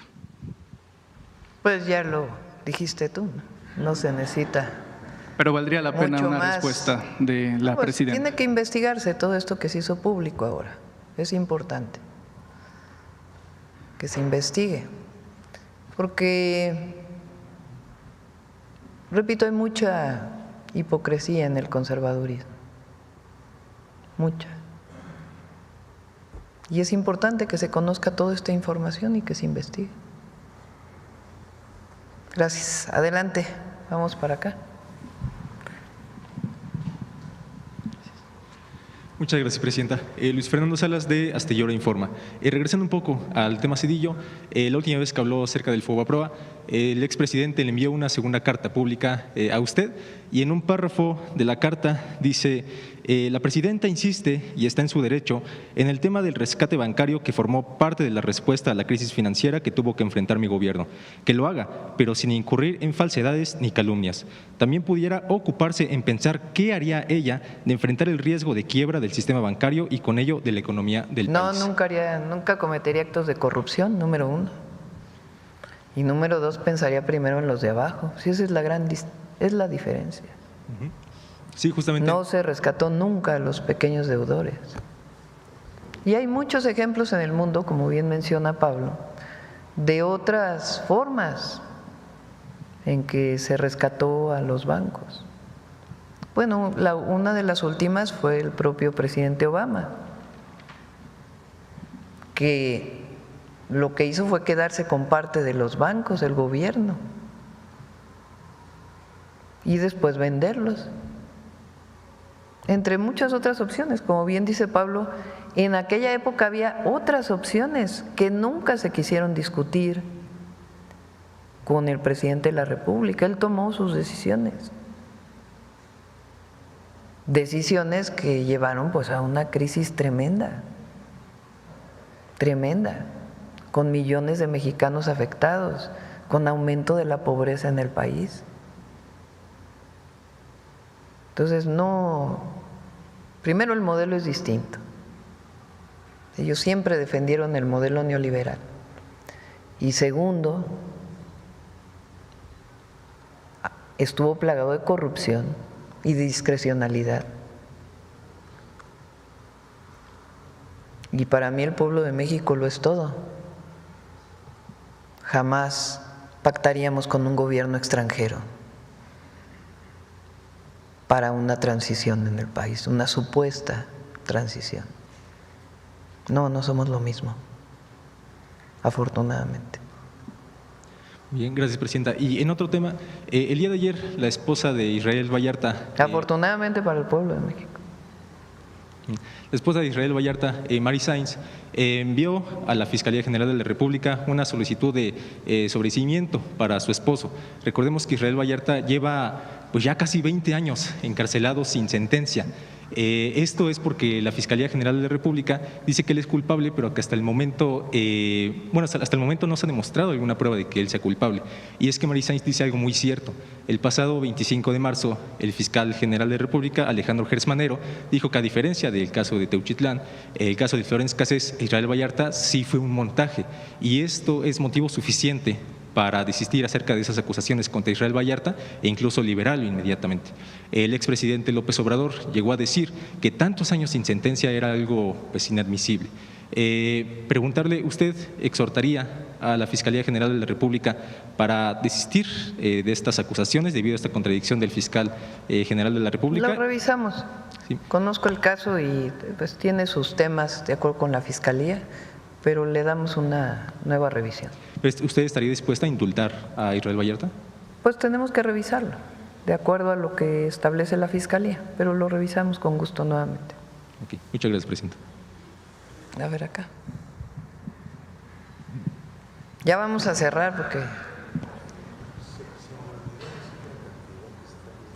Muchas gracias, Ahora presidenta. le damos la palabra, a ver, haz tu pregunta y ahora le damos la palabra a Pablo. Muy bien. Bueno, hemos visto que en su administración el tema de la seguridad es prioritario, especialmente en contextos complejos como los procesos electorales. Sin embargo, en el estado de Veracruz, seguramente usted está enterada, se están viviendo momentos muy complicados. El lamentable asesinato del candidato de Morena, Germán Anuar Valencia, en Coxquihui, nunca me sale el nombre, el sucedido el 29 de abril pasado, justo al inicio de las campañas para elegir alcaldes en el estado de Veracruz. Esto ha despertado mucha preocupación porque no es un caso aislado. Sabemos que hay alrededor de 22 candidatos que están pidiendo ya protección. En este marco me gustaría saber si habrá intervención del gobierno federal en las investigaciones de este asesinato y también si ha visto algún plan especial para Veracruz con el Gabinete de Seguridad con el que trabaja todos los días, porque sabemos, le digo, que hay pues alrededor de 22 ya candidatos que están solicitando apoyo y hay algunos que incluso se han bajado de la contienda. Está el Gabinete de Seguridad apoyando a la Fiscalía de Veracruz en lo que requieran para la investigación.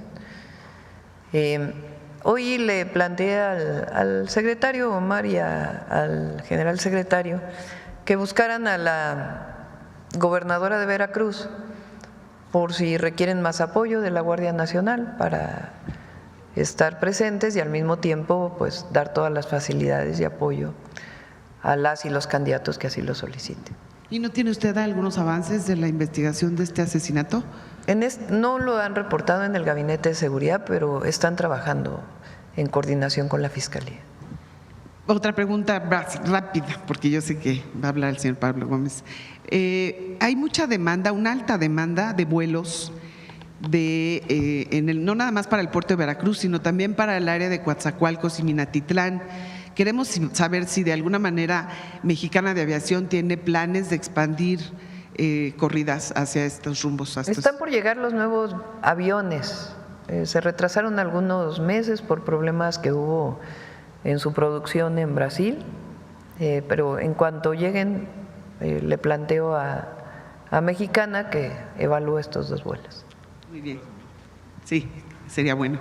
Muchas gracias. Y ya por último, en el puerto de Veracruz se reportó una disminución de 24% en la exportación de automóviles nuevos.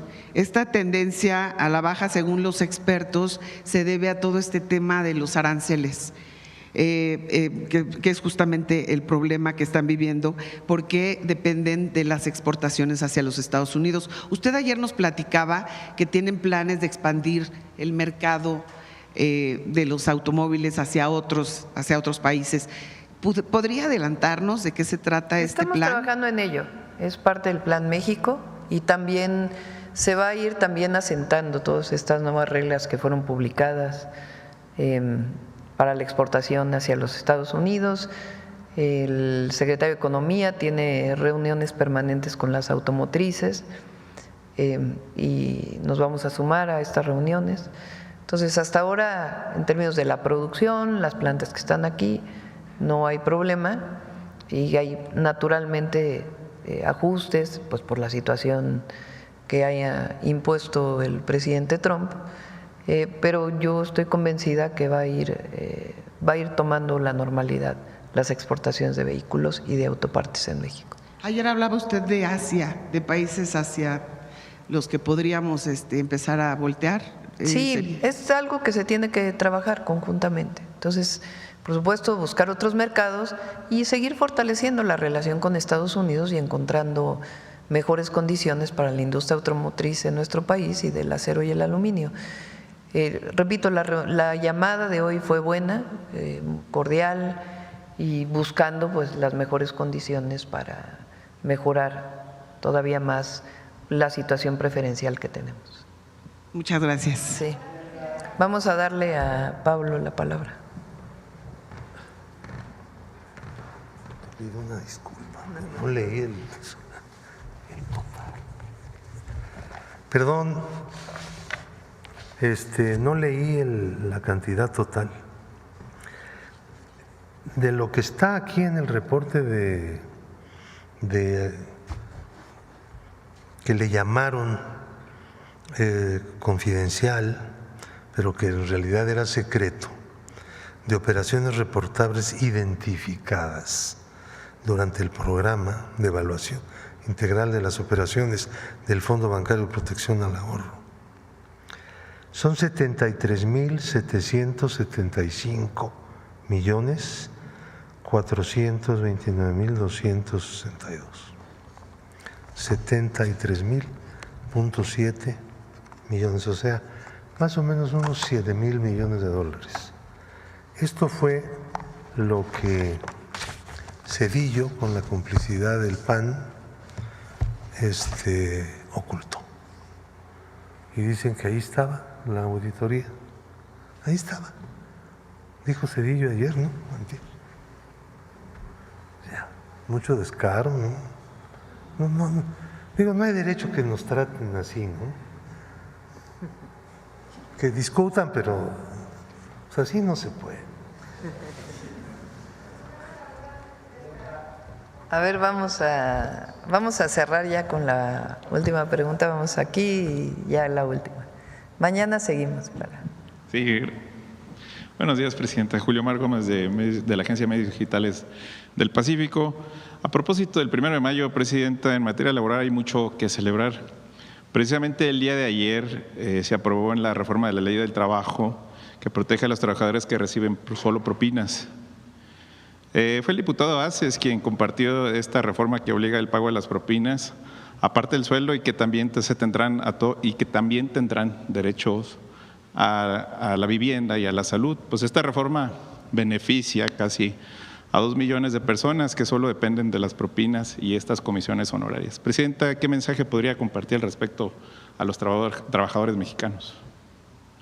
No, nuestro agradecimiento, nuestro reconocimiento siempre a las y los trabajadores. Fíjense la diferencia del modelo. 36 años sin aumento salarial, prácticamente, más que la inflación, y algunas veces menos. 36 años después de crisis,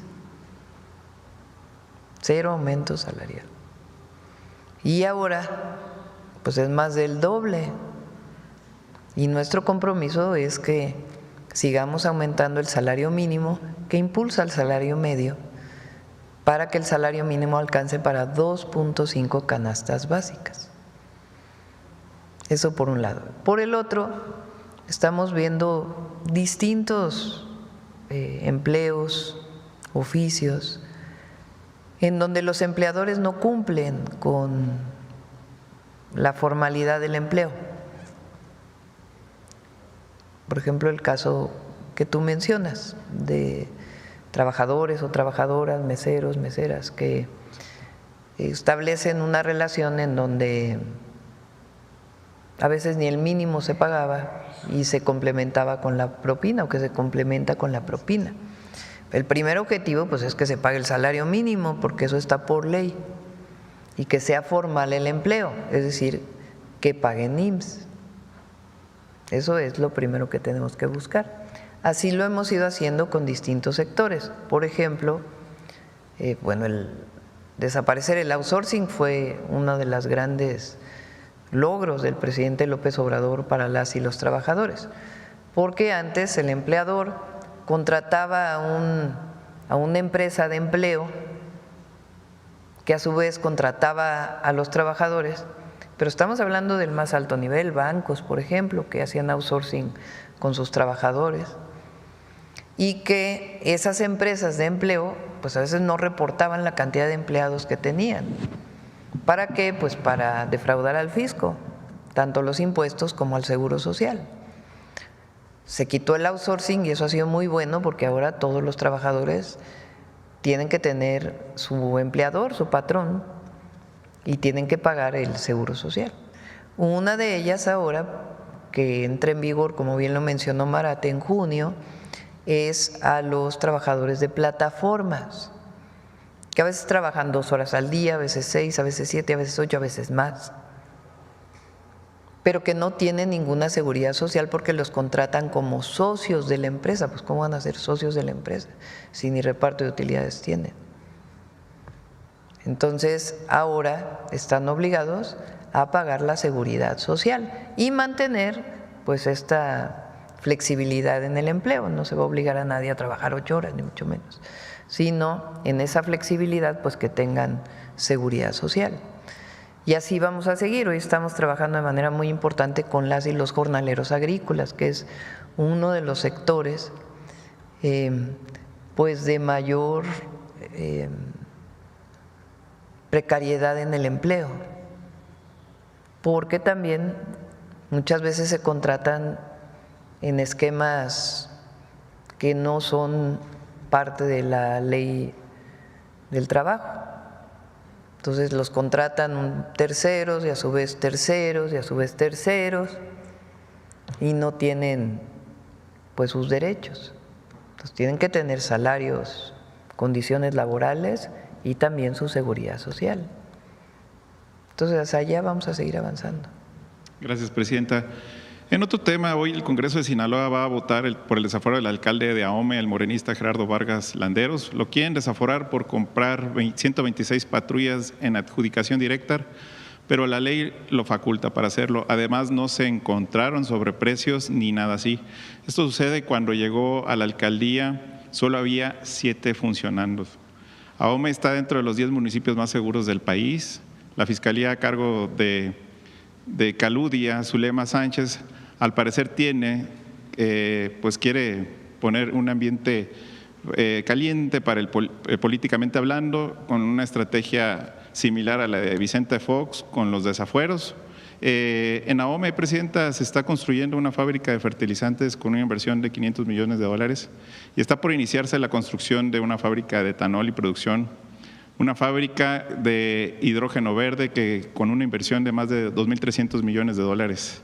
Presidenta, ¿qué opina de la estrategia de los desafueros que intentan descarrilar también enturbiar los ambientes políticos, considerando que Ahome es de uno de los municipios más seguros en Sinaloa? Pues que sigan bien las cosas, es lo único que yo opinaría. Que si van a opinar los diputados locales, pues que revisen bien los casos. Y que en todo caso los temas políticos pues no se lleven a estos temas, si es que es un tema político. Y si es un tema de desviación de recursos públicos, pues que se haga bien la investigación por parte de los diputados y qué opinan. Por último, presidenta, usted en reiteradas ocasiones ha comentado la necesidad de reformar el Poder Judicial para garantizar a los mexicanos una justicia pronta y expedita. Sin embargo, en casos donde hombres son acusados falsamente, el sistema parece fallar en la investigación con imparcialidad, lo que deriva en graves injusticias. Le expongo el caso del señor Antonio, quien lleva 2 años en prisión debido a una denuncia por abuso sexual sin pruebas contundentes presentada por Adriana, madre de sus hijos. Pese a la falta de evidencia, su defensa ha enfrentado obstáculos sistemáticos, pruebas y peritajes desechados, tratos inequitativos y presuntas irregularidades por parte de los jueces. Juana, Erika Ordóñez, Ismael Alcántara, Edgar Agustín, y la magistrada María del Rocío, quienes habrían ignorado elementos clave a favor del señor Antonio, mientras la señora Adriana reclama $200,000 mensuales de pensión alimenticia y más de $2 millones por supuestos ingresos no percibidos. Este caso refleja un patrón: hombres prejuzgados como culpables sin derecho a una defensa justa. ¿Qué acciones concretas tomará? ¿Un patrón? Eso sí no sé. Bueno, sistemáticamente hablando. No, no lo creo. Una cosa es que menciones tú que hay un caso en particular que tiene que revisarse y otra cosa es que haya un patrón de hombres mal acusados. Sí, Esto refiere a los jueces que ya les mencionaba. Bueno, sí, pero una cosa es una cosa y otra cosa es a estos jueces que están con este mismo patrón y sistema, a los que había mencionado anteriormente, no generalizando todos los casos. Por eso hice precisión a quién eran estos arbitrariamente llevaban este caso. Y pues bueno, Presidenta, ¿qué acciones concretas tomará el Gobierno de México para evitar que este sistema judicial pues sea utilizado en perjuicio de a veces ciudadanos que son inocentes? Pues hay que garantizar la equidad procesal y los derechos humanos para todas las partes de una manera igual. Pues por eso es la reforma al Poder Judicial, pero en particular en este caso que se revise. Pero podemos poner muchísimos casos de que en donde no hay una visión de protección a las mujeres. Entonces, pero si hay una injusticia, que se revise. Con gusto les puedo compartir todos los datos de pruebas y demás que se han desechado. Presidenta, ya por último, el plan hídrico que presentó en días pasados, el día 23 de abril de 2025, el senador Armando Ayala de Morena, del Estado de Baja California, presentó una proposición con un punto de acuerdo por medio del cual solicita a la Comisión Nacional del Agua que reactive el análisis que se había hecho anteriormente respecto a la viabilidad del plan hidráulico del noroeste, el Filino, el cual consta de llevar desde Nayarit hacia los estados del norte como Baja California, Durango y Sinaloa el agua. Con base al Plan México que usted presentó, Presidenta, se pretende acelerar los proyectos de obra pública para el 2025. ¿Usted considera que es factible que ante la grave sequía que enfrentan los estados del norte, los proyectos de construcción de obras para garantizar el derecho humano al agua y de los millones de habitantes de estos estados de la República podría considerarse como un proyecto estratégico de agua para que se pueda abordarse durante este sexenio? Obviamente, acelerar la licitación de 37 proyectos estratégicos de agua que incluyen tecnificación, saneamiento de ríos, presas y obras mayores. ¿Esto ya no podría entrar, Presidenta, a su plan hidráulico? Es un proyecto de muchos recursos económicos y tiene sus impactos ambientales también. Se puede analizar, no nos negamos. No necesitan poner puntos de acuerdo para eso. Muy bien. Muchas gracias. Bueno, gracias a todas y a todos. Vamos a cerrar con Mujeres en la Historia.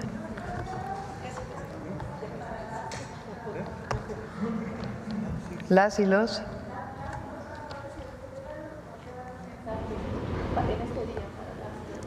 Un mensaje del secretario del Trabajo para las y los trabajadores y luego vamos con Mujeres en la Historia. Bueno, ya lo reiterado, como lo comentó nuestra presidenta, es de este día para no solamente rememorar a los mártires de Chicago, quienes en su momento peleaban por la mejora de condiciones laborales, es también un día para traer al frente el reconocimiento a las y los trabajadores por su gran contribución al desarrollo nacional, al bienestar de sus familias, y que sepan que el compromiso por parte de la Secretaría de Trabajo, por instrucciones de nuestra presidenta, es que sigamos trabajando por continuar con este ambiente de mejora de condiciones laborales y en ese sentido de la defensa de los derechos de las y los trabajadores. Es cuanto. Vamos.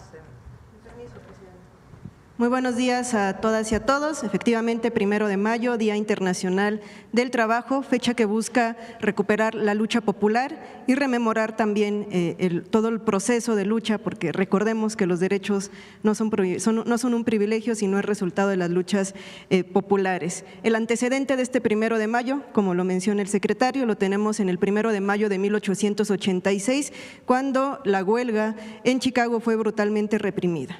En 1889, el Congreso Obrero Socialista de la Segunda Internacional, 3 años después, declaró esta fecha como la fecha internacional para conmemorar la lucha popular.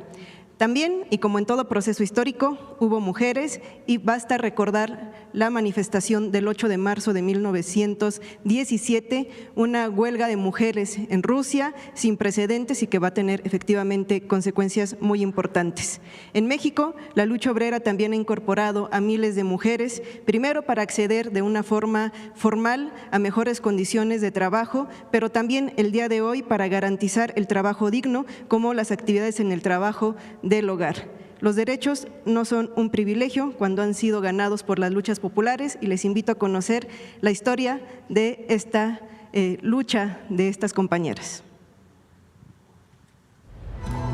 El 19 de septiembre de 1985, miles de mujeres costureras trabajaban en fábricas y talleres de confección en la Ciudad de México, cuando a las 7 de la mañana, con 19 minutos, un devastador sismo sacudió la ciudad.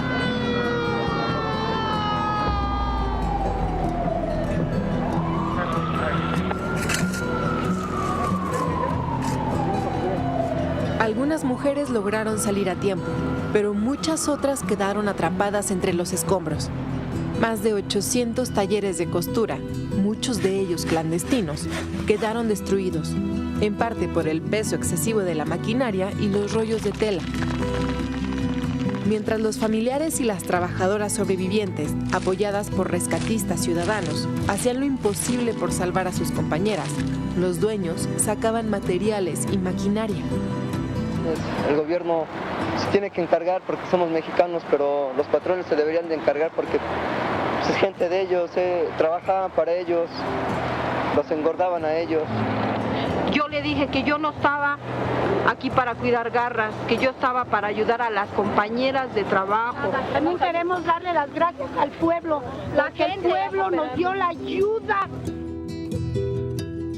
Con la tragedia salieron a la luz las terribles condiciones laborales de las costureras, salarios injustos, jornadas extendidas, falta de seguro social, trabajo infantil, castigos. Miles de costureras quedaron sin indemnización y desempleadas.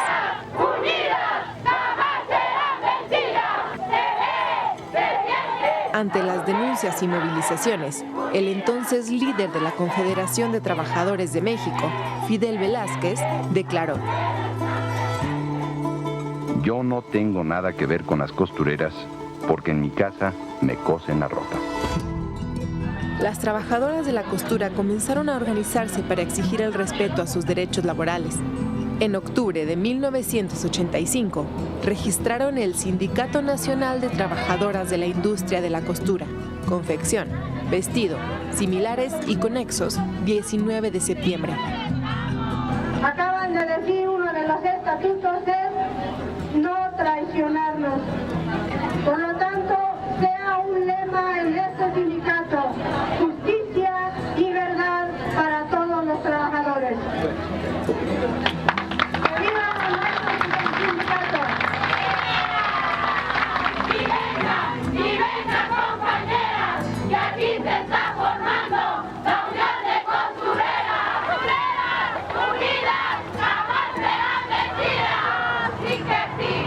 Mira, hace 10 años no se daba un registro de un sindicato independiente, menos de mujeres.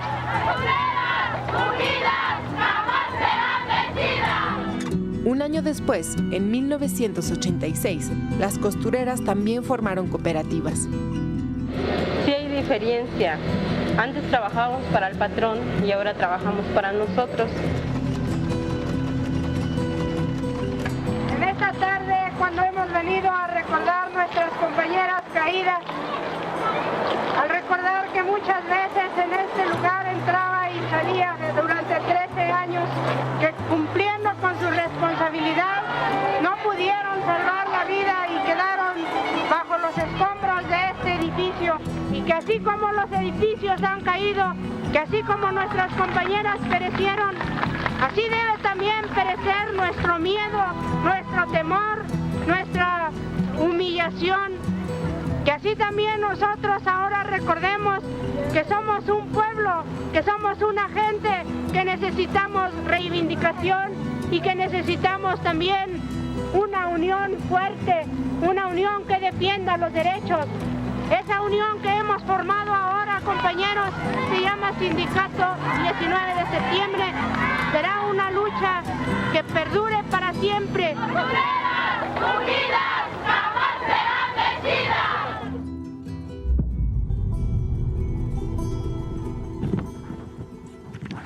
Y como en esta sección nos gusta recuperar a nuestras antecesoras, pero también hablar de las mujeres del presente, las imágenes y el testimonio que vimos en esta cápsula son del documental No les pedimos un viaje a la luna, que fue uno de los primeros documentales realizados por un equipo solamente de mujeres, uno de los primeros en nuestro país. Así es que queremos agradecer a estas mujeres que lograron documentar estas historias. Mari Carmen de Lara, María Eugenia Tamés, Maripi Sainz y Penélope Simpson.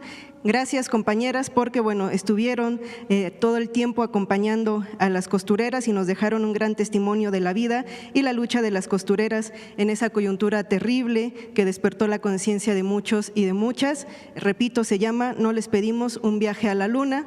También sé que no es un espacio personal, pero no puedo omitir el comentario. Todo un reconocimiento a la señora Elvira Rangel, costurera toda su vida, mi abuela, y a la costurera y obrera, la señora Irene Pérez, también mi madre. Muchísimas gracias. Y Evangelina Corona, dirigente de las costureras, trabajó después muchos años allí con nosotros en el gobierno de la ciudad. Gracias, buen día. Ay, los documentos.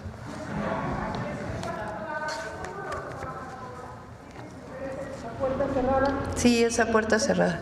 Sí, va a haber un boletín, sí, por supuesto. Gracias.